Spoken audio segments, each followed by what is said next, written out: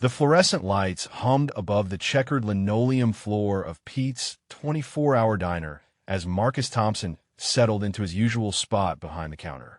At 42, he moved with the quiet economy of someone who had learned to watch without being watched. His security guard uniform hung loose on his frame, a deliberate choice that made him seem smaller, less threatening than his 6-foot height suggested. The night shift brought a different crowd to the diner. Truckers nursing black coffee, hospital workers grabbing meals between rounds, and the occasional group of college students sobering up with greasy food. Marcus knew them all by sight, their patterns as familiar as the coffee stains on table 6. Before we dive into this story, drop a comment and let us know what state you're watching from. Maybe these kinds of situations happen in diners where you're from too. Sarah Chun moved between the tables with practiced efficiency, her dark hair pulled back in a ponytail that swayed as she worked. 22 years old, and putting herself through nursing school, she had the kind of determined grace that comes from carrying more weight than most people her age. Marcus had been watching her for 3 months now, not in any inappropriate way, but with the instincts of someone trained to notice details others missed. Tonight, something was different. When the cook rang the bell and called out order up, Sarah jumped slightly, her hand trembling as she reached for the plates. It was subtle, barely noticeable, but Marcus caught it. 15 years as a homicide detective had taught him to read the language of fear, and Sarah was speaking it fluently. The patterns emerged over the following nights like pieces of a puzzle Marcus wished he didn't know how to solve. Sarah always wore long sleeves, even when the diner's ancient air conditioning gave up and the kitchen heat made everyone else roll up their arms. She startled when Pete called her name too loudly, when the coffee machine hissed unexpectedly, when her phone buzzed in her apron pocket. Marcus found himself cataloging these moments without conscious thought.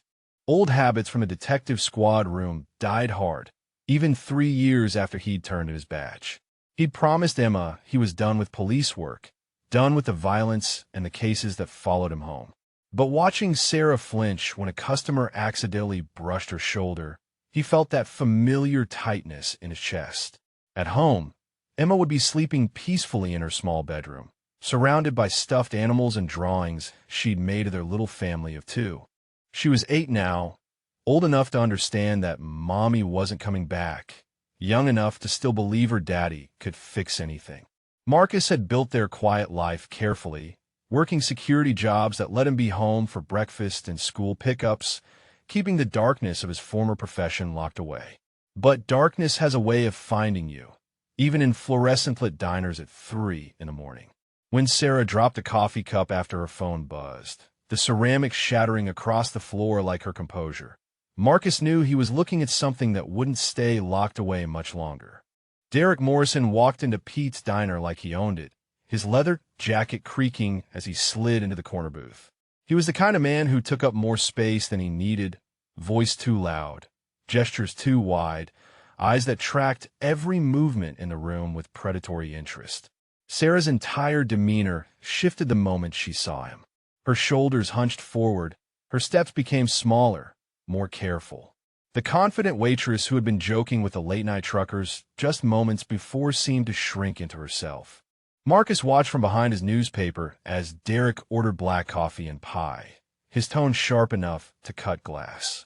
When Sarah brought the order, Derek grabbed her wrist as she set down the plate. She went rigid, her free hand gripping the edge of the table. Derek's voice was low, but Marcus caught every word. He'd been trained to read lips in surveillance work, and Derek wasn't trying to be subtle. You remember what we talked about, right, baby? About how important it is that you behave yourself when I'm not around. His grip tightened slightly. I'd hate for there to be consequences.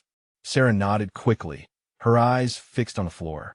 When Derek finally released her, she rubbed her wrist unconsciously, a gesture Marcus recognized from dozens of domestic violence calls he'd worked as a cop. The bruises were probably already there, hidden under those long sleeves she always wore.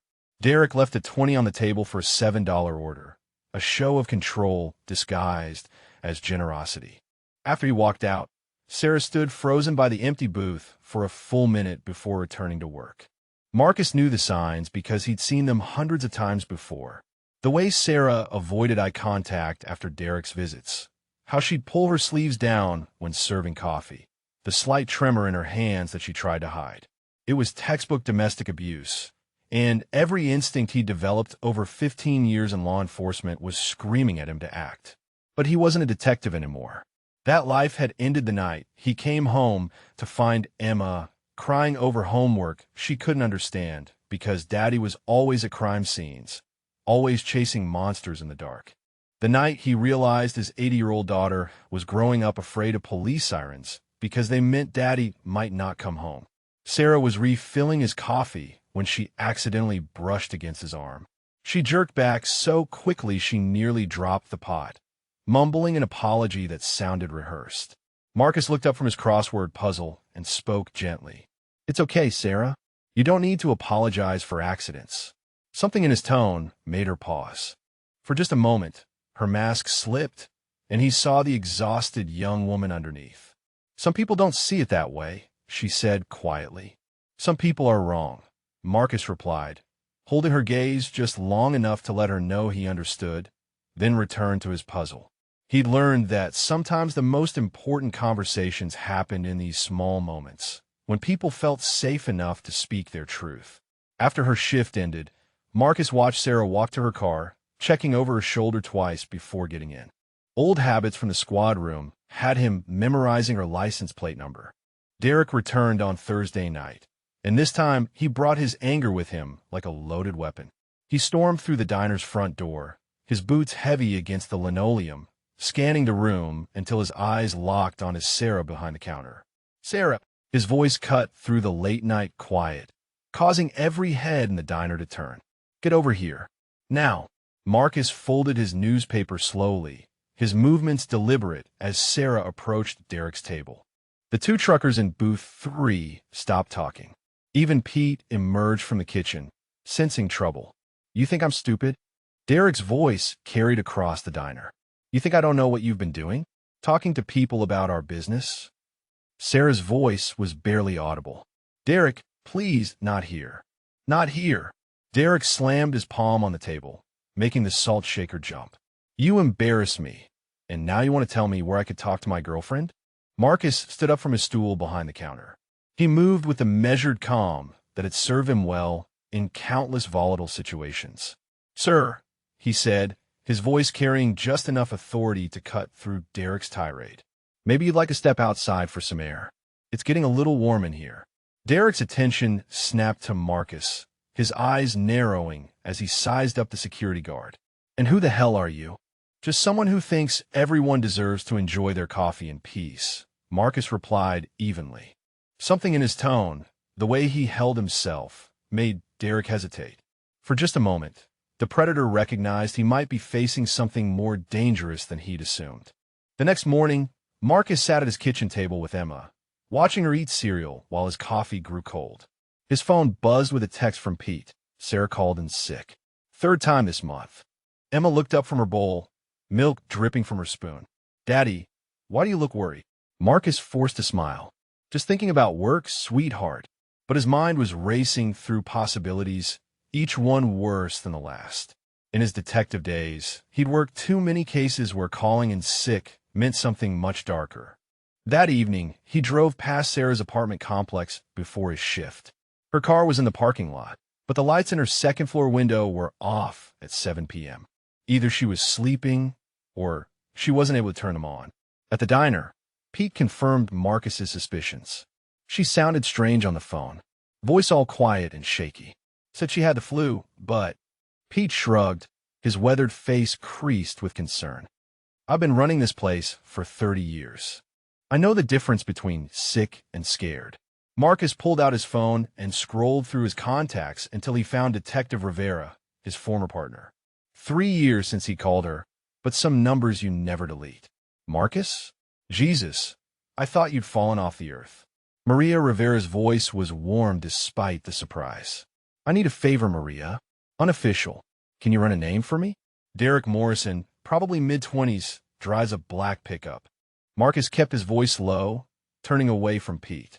"You back in the game? Just looking out for someone who needs it." Marcus paused. "Like we used to." There was silence, then a sigh. "Give me an hour." Maria Rivera called back with information that made Marcus's blood run cold. Derek Morrison had 2 prior domestic violence charges, both dropped when the victims refused to testify. A restraining order that expired 6 months ago. 3 different addresses in 2 years. Always moving when things got complicated. "Marcus, whatever you're thinking, be careful," Maria warned. "Guys like this escalate, and you're not carrying a badge anymore." Sarah returned to work the next night, wearing foundation that couldn't quite hide the bruise along her jawline. She moved differently, more carefully, like someone afraid of making any sudden movements. When she brought Marcus his usual coffee, her hand shook so badly she had to set the cup down with both hands. "Sarah," Marcus said quietly when the diner was empty, except for them, and peed in the back. "If someone was hurting you, would you know how to get help?" She froze, the coffee pot suspended halfway to his cup. "I don't know what you mean. There are people who can help. Safe places to go. Legal options that actually work." Marcus kept his voice gentle but authoritative. "I used to be in a position to know about these things." Sarah's eyes darted toward the kitchen, then back to Marcus. "Used to be. Police detective. 15 years. He watched her process this information. I'm not anymore, but I still remember how to help people who need it." For a moment, something flickered in Sarah's eyes. Hope, maybe, or just desperate curiosity. "He says if I ever try to leave, he'll find me. That he has friends who would help him." "He's lying," Marcus said with quiet certainty. "Bullies always are." Sarah looked at him for a long moment, then nodded almost imperceptibly before walking away. Marcus spent his off hours that week building a case, filed the way he'd done hundreds of times before. Photos of Sarah's injuries taken discreetly with his phone. Documentation of Derek's visits, noting times, behavior patterns, threats overheard. He contacted the domestic violence unit at his old precinct, spoke with victim advocates, mapped out safe houses and legal resources. Sarah's trust grew incrementally. She started lingering by his counter during quiet moments, sharing fragments of her story. How Derek had seemed charming at first, how the control had crept in slowly, the way he monitored her phone, her schedule, her tips, how he'd convinced her that no one would believe her, that she deserved what happened.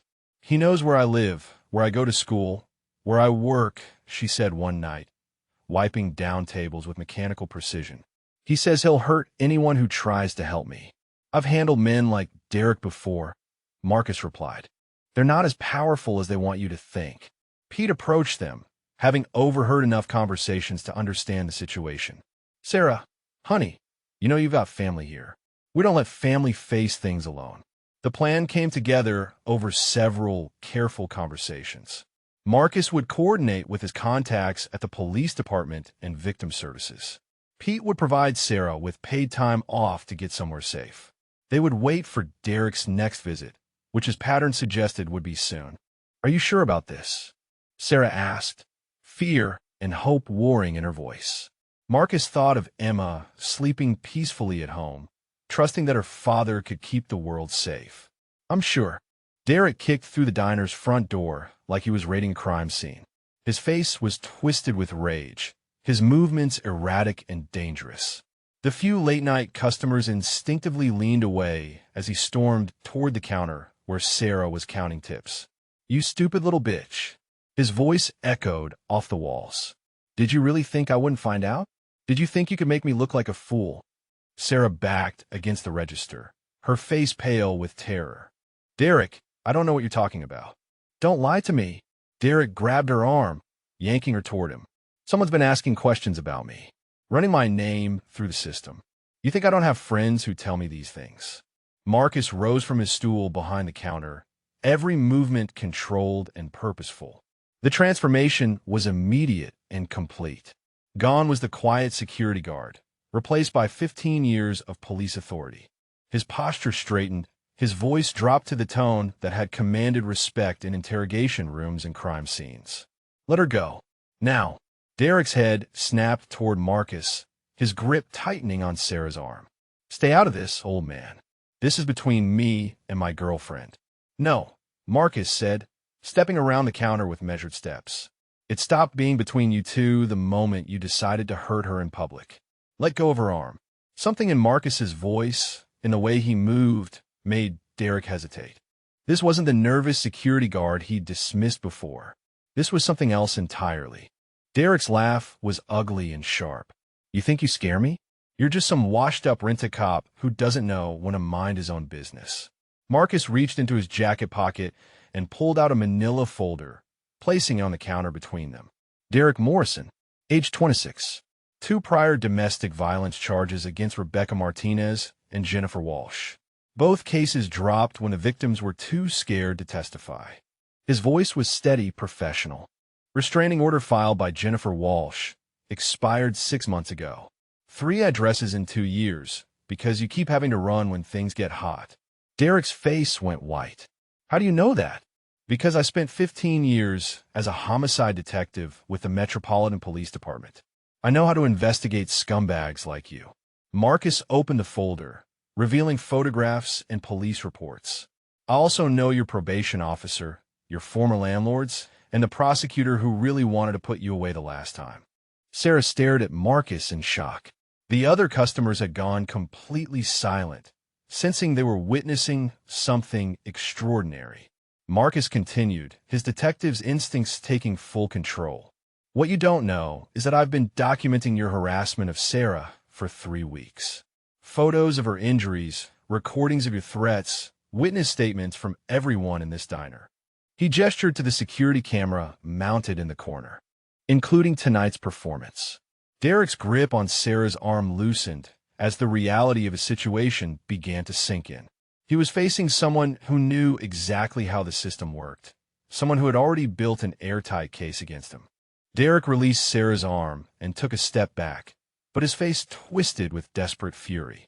You think you're so smart? You think some folder full of papers means anything? I'll destroy her before I let some has-been cop interfere with my life. He lunged towards Sarah, but Marcus was already moving. 15 years of police training kicked in as he intercepted Derek, using a control hold that brought the younger man to his knees without causing injury. Derek struggled briefly, then went still as he felt the precise pressure Marcus applied to his wrist. The restraining order was filed this morning, Marcus said calmly, maintaining his grip. Sarah is now under the protection of court. You're currently in violation of that order, which makes this a felony. The diner's front door chimed as 2 uniformed officers entered. Detective Rivera followed behind them, her badge visible on her belt. Marcus called us 20 minutes ago, she said to Derek. We've been waiting outside. Sarah stared in amazement as the officers cuffed Derek. How did you know he would come tonight? Because guys like Derek are predictable, Marcus replied, finally releasing his hold. They can't stand losing control, so they always make the same mistakes. He handed Rivera the manila folder. Everything you need is documented. Derek was shouting threats as they led him toward the door, but his words seemed hollow now, the empty rage of someone whose power had been completely stripped away. As the police car pulled out of the parking lot, Sarah sank into a nearby chair, shaking with relief and disbelief. It's over, Marcus said quietly. He can't hurt you anymore. 6 months later, Sarah Chun walked across the stage at the community college graduation ceremony, her nursing degree finally in hand. In the audience, Marcus Thompson sat with Emma on his lap, both of them applauding as Sarah found them in the crowd and waved. Derek had been sentenced to 18 months for violating the restraining order and assault. The evidence Marcus had gathered ensured there would be no early release, no dropped charges this time. Sarah had testified with confidence, supported by victim advocates and the knowledge that she was believed and protected. Pete's Diner had become a different place. Word had spread about what Marcus had done, and the late-night community treated both him and Sarah with the respect that comes from witnessing real courage. Pete had officially made Marcus head of security, though everyone knew his real job was making sure people felt safe. Daddy, Emma said as they walked to their car after the graduation ceremony. Sarah said, you're a hero. Marcus smiled, adjusting Emma's hand in his. I just helped someone who needed it, sweetheart. That's what people are supposed to do for each other. Like how you helped me with my homework. Exactly like that. As they drove home, Marcus felt something he hadn't experienced in years. Purpose. Not the consuming drive that had made him a good detective but had cost him so much time with Emma, but something quieter and more sustainable. He was still protecting people, but now he came home every night to tuck it in bedtime stories and morning pancakes. If this story touched your heart, please drop a comment and let us know your favorite part, or if you've witnessed someone step up to protect others like Marcus did.